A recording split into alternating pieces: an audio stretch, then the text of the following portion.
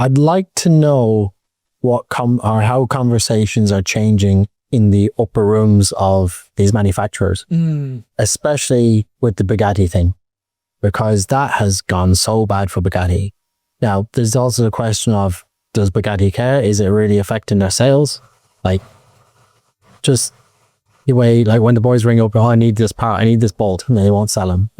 Like that's, people like, they're normal people, of course, are watching that kind of go, oh, I'd never buy a Bugatti. We're never going to buy one anyway. But their normal customers being affected. Is their reputation or their brand, which is effectively what it is their brand. Is their brand being affected? Are they, again, they're not just concerned about like not being able to sell cars to people that are never going to buy the cars anyway, but the people who buy those cars are buying it to show off that they can buy it. But if nobody respects that car anymore, how can they show it off? Does the brand damage that it's I think it's doing serious brand damage. And all they say is that we're not going to sell you parts to protect the brand. I think it's flipped the other way.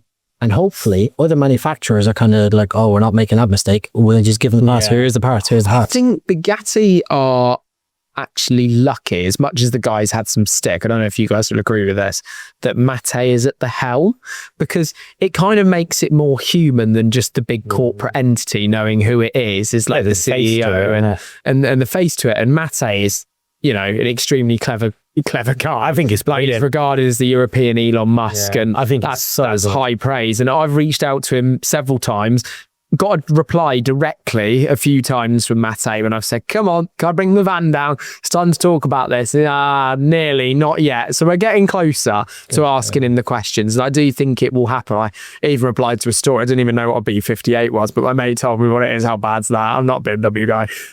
And I was like, sit B58, but that got a reply. I was like, nearly got him on the podcast. But I wonder what pressures he's under from other customers. Have you had any other customers contact you, Bugatti, with problems with their cars? Sorry, people that own Bugattis contact me? No.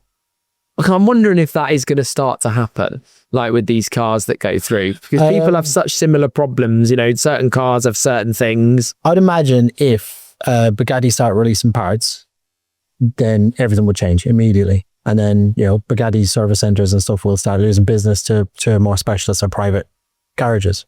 You'd see like Ricky starting to do Bugattis, that sort of stuff.